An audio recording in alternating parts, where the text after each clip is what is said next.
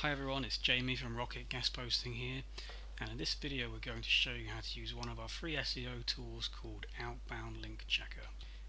Outbound Link Checker is part of our suite of free SEO tools designed to help you grow your online business.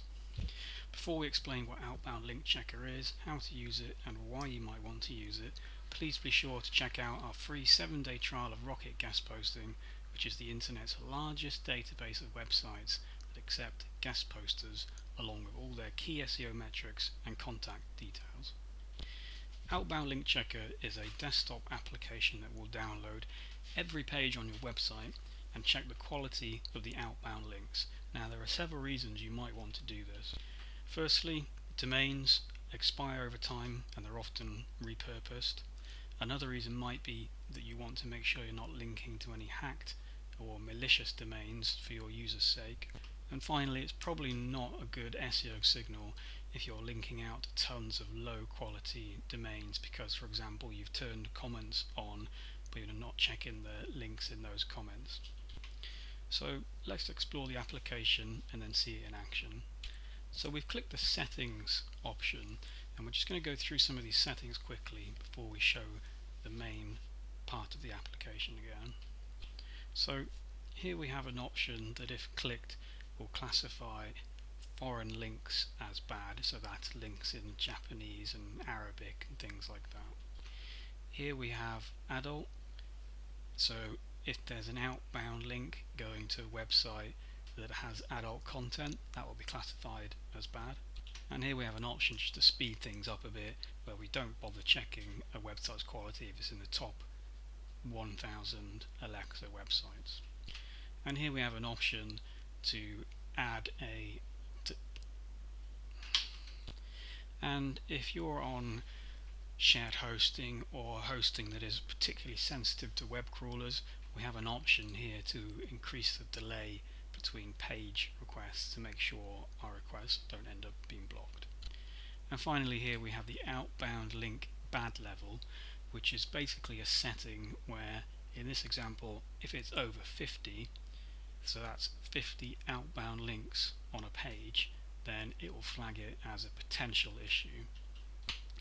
Now sometimes it might be perfectly normal for you to have over 50 outbound links on a page, but often if you have a very high outbound link count on a page, it might mean that you turned auto approve comments on by mistake and then forgot to turn it off, for example, and now that page has just been completely abused by scrapebox and things like that.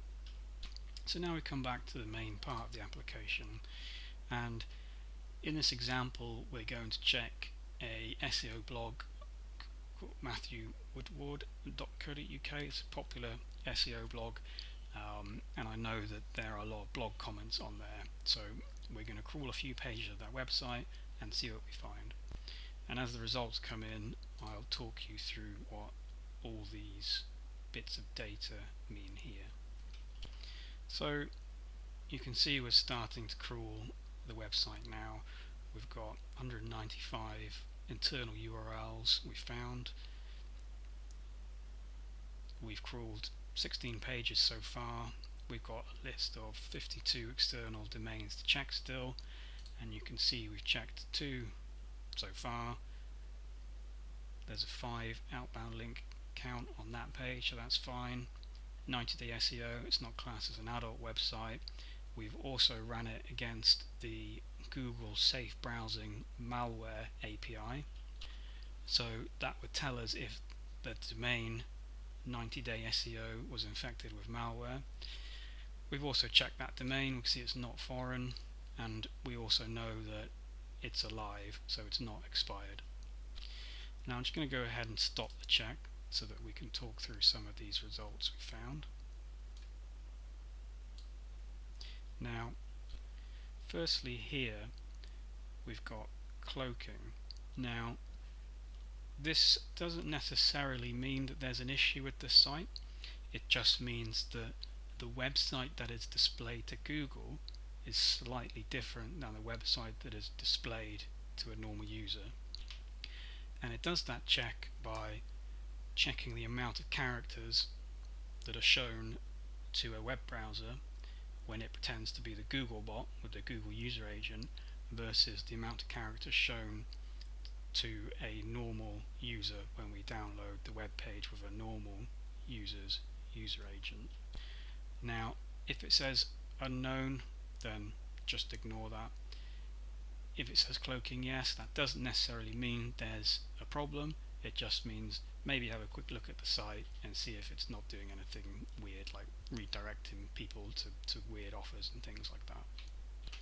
Now, on this bad anchor text, all that means is that there's possibly a bad link, and we've detected that with what might be bad anchor text. So in this instance, there's a link from this page to this domain, and it contains the word free. Now, that's probably perfectly innocent in this instance, but the application has a list of spammy anchor text, and if we detect an outbound link that has a spammy looking anchor text, then we flag it here for you to investigate.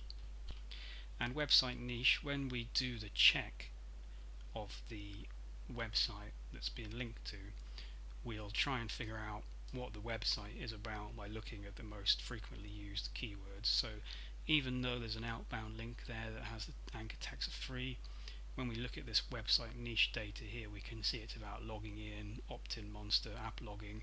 There isn't anything that looks really spammy there.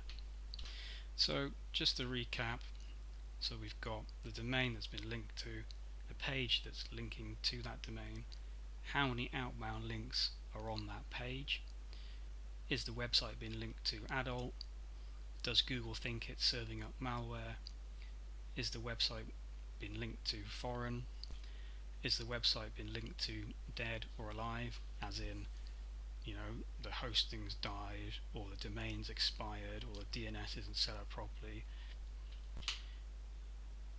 Does the website look like it's cloaking to Google, so serving up something different to the end user than it is to Google? Bad anchor, so does the outbound link contain something that might look a little bit spammy? And finally, website niche, what are the most frequently mentioned words on the web page, so we can figure out what it's about.